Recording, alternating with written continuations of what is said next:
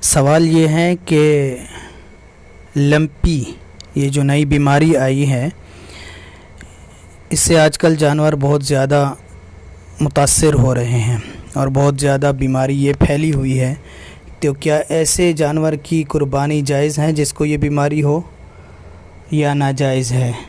اور اگر بیماری لگنے کے بعد ختم ہو گئی ہو تو پھر اس جانور کی قربانی جائز ہوگی یا نہیں ہوگی؟ الجواب حامداً و مصلیاً۔ دیکھیں، لمپی تو پہلے تو یہ جانیں کہ یہ لمپی کیا بیماری ہے، اس کو آپ کو سمجھنا چاہیے، پھر اس پہ سوال ہے۔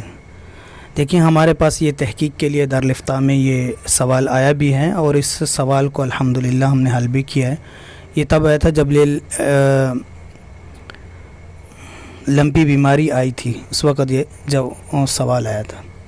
تو یہ ہوتا ہے کہ جانور کو دانے نکل آتے ہیں اور دانے نکلنے کے بعد پھر آہستہ آہستہ رستے ہیں، ان سے پیپ اور خون رستا ہے اور اس کی صلاحیت گوشت کے اندر بھی ہو جاتی ہے۔ اگر اس کا چمڑا اتارا جائے، ذبح کر کے اتارا جائے تو اس کے نشانات پڑ جاتے ہیں۔ اور یہ جانور جو کرتا ہے، یہ جس کو بیماری ہوتی ہے، اس کا دودھ بھی کم ہو جاتا ہے اور وہ گھاس بھی کم کھانے لگتا ہے، اور پھر اس کو مختلف قسم کی ویکسینیں مسلسل لگائی جاتی ہیں جس کی وجہ سے یہ صحت یاب ہو جاتا ہے اور آہستہ آہستہ پھر اپنی دودھ کی روٹین پہ اور کھانے کی روٹین پہ واپس آ جاتا ہے۔ یہ ہے لمپی بیماری۔ صحیح ہے، اس کو سمجھ لیں۔ اب یہ ہے کہ یہ کیونکہ نئی بیماری ہے تو پہلی اس کی نظیریں دیکھیں گے۔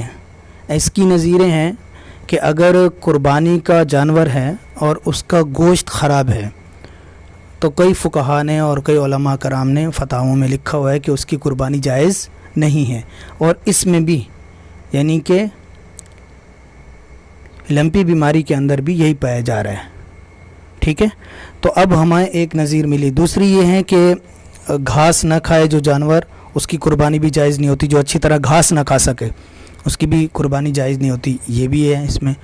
جو جانور دودھ کم دے، بالکل کم کر دے، سوکھ جائے، تو اس کی قربانی بھی نہیں ہوتی۔